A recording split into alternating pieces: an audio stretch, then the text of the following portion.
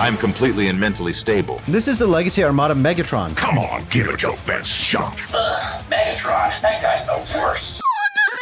The Unicron trilogy was my childhood, so being able to have an Armada Megatron figure is a dream come true. That McDonald's toy doesn't count. But is this figure worth that price point? Well, that's a question I'm only asking to get you to watch the rest of the video. Right away, the tank mode on this guy looks absolutely amazing. There's a lot of paintwork on here and so much detail. But before we get to the rest of the figure, I want to take a look at the box art because wow, it is really amazing. If we go in and take a closer look, awesome artwork of Megatron going down all the way to the tank mode. Turning over to the side, you get Megatron and the tank mode once again. The other side also looks great with all the Transformers on there. A quick look at the back showing off the product images. Now let's open him up. The figure does come in tank mode.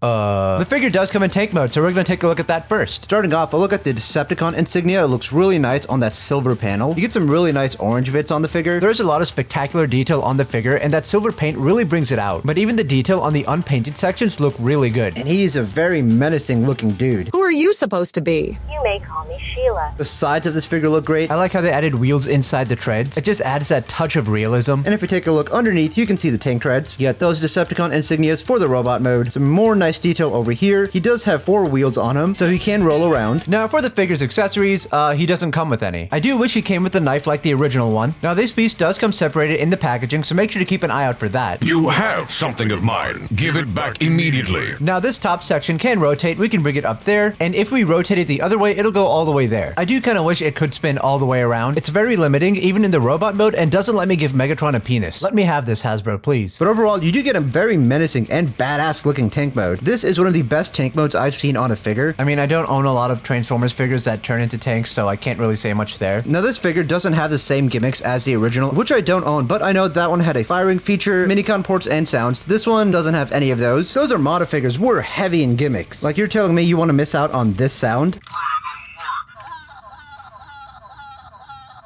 The lack of interesting gimmicks on modern Transformers toys is about as expected as walking into my friend's bathroom and seeing her dildos next to the sink. This is very normal for me. But the cannon is blast effect compatible. If you do own his original minicons, I don't. You could probably pair it well with him, but the scale isn't entirely accurate. Now this figure does have a few problems, which I will address in the robot mode. But for now, let's get to the transformation. Now first, let's take the feet and bring them forward. They can be a little bit stiff. God. And we'll take the back heels and bring them down as well. And while the feet are hollow, there is some nice detail on the inside. We're going to bring out these sections right over here, so that way we can take this leg and bring it out and down. Same with this one, bring it out and down. Now we can close these sections. We can take this section and bring it out like that. This just moves it out of the way so we can rotate the legs around, bring that back in, so just that leg. Bring up these Decepticon insignia panels, so that way we can bring down these little sections on both sides of the figure. Open up this panel, and then take the arm out. And this one is a little bit difficult to do. There we go. At least on my copy of the figure. Then we'll do the exact same thing over here. And both those can be a bit tricky. Now we'll take out the hands, flip those out. Same with this one. Go ahead and flip out the hands. Shift this section down, close that panel. Same with this one. Shift it down and close that panel. Open the chest piece up so that way we can bring this piece in. And on the inside, there is a whole lot of detail going on, and I think that's really cool. This figure has a lot of detail where the sun doesn't shine. So it's kind of like Seattle, Twitter, or Reddit. Anyways, close that back up. Make sure these panels are closed on both sides. And then we can rotate this around. And there is your Legacy Armada Megatron. And this thing is amazing. He is a pretty decent size. Let's do some size comparisons with some original Armada figures first. Here he is next to Hotshot, Thundercracker, and Red Alert. Here he is next to Legacy Starscream. This is your fault, Starscream. And Legacy Hotshot. Legacy Optimus is being shipped at the moment, so make sure to subscribe for that. Please, he costs so much money. And here he is next to my previous Megatron review. You guys should check that out. And just for fun, here he is next to the Robos and Bumblebee. Make sure to watch that video also. Okay, now, so the figure does have a few problems. My main ones being the antennas. They're so loose, looser than my grip on Reality. Just moving them a little bit pops them out. Both of them are like that, and it's really annoying because sometimes when you're messing around with the figure, they just come off. Like, why? Why? That is one of my biggest gripes with the figure. It drives me crazy. I was crazy once. They locked me in a room, a rubber room with rats. Rats make me crazy. Crazy? I was crazy once. They locked me in a room, a rubber room with rats. Rats make me crazy. Crazy? I was crazy once. They locked me in a room, rats, a rubber room with rats.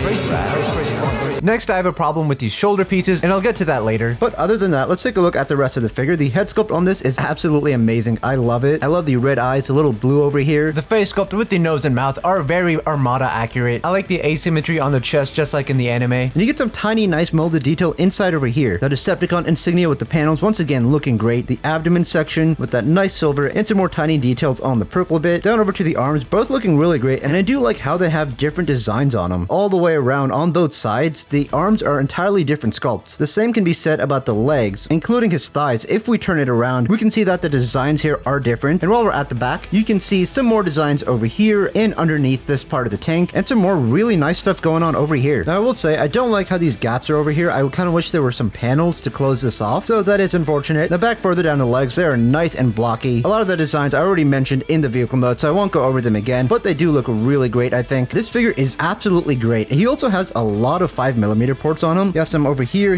same on this side. Down the legs, you have some over here and on this side, some at the bottom of the feet. On the back side, you have two more on the shoulder pieces, one over here, and open this up, and you can see one right over there. So you could attach some accessories to him and give him some really crazy looks. I just wish he had some minicon ports. It really does feel like a lot of love was put into making this figure. Now before we get into the articulation, let's talk about this part of the tank mode. So what you can do, let's bring him out to the side. We can't turn this and bring it around forward, just like in the show, and just at the right angle, it looks kind of like a penis. I guess you don't need it to rotate all the way around. Jokes aside, I genuinely don't like that restriction. Another thing you can do, bring this up. It can be a little bit difficult to do. It's very tight, but it can be done. Please do it for me. There we go. It does reveal some really nice detail on the inside, which wasn't really necessary to put in there. Now what you can do is take this. It's a little hard to do on camera, but you can rotate this around and bring it up. Let's make sure this is back down. We can bring this forward now. Take this section and bring it up. And on my copy of the figure, every time I move this, it comes off. It's another annoying thing to deal with. The connection on that is looser than my grip on reality. This is also the Evo Fusion gimmick. Now this figure doesn't come with any accessories. The closest thing you can do is take this off, bring in the hand, and place this on there. And that's a thing that's in the instructions. Also, my copy of this does seem to have a factory defect from pulling it out of the mold. Now for the articulation, the head can't really move up, but it can move down. A full 360-degree rotation. The arms can move out all the way over there. This shoulder piece isn't attached to anything, so it does move down with the arms. It is a bit annoying, and you might see it misaligned throughout the review. I will say it does kind of help with the articulation, but it is kind of loose, so it becomes a hindrance. Also, it can't rotate either. If you move this up, this arm can move all the way. The biceps do have rotation, and god fucking damn it. Sometimes I wish a psycho crazy girl would kidnap me and keep me in her basement and basically just take care of me so I don't have to do anything, and I'll stay in that basement willingly. Anyway,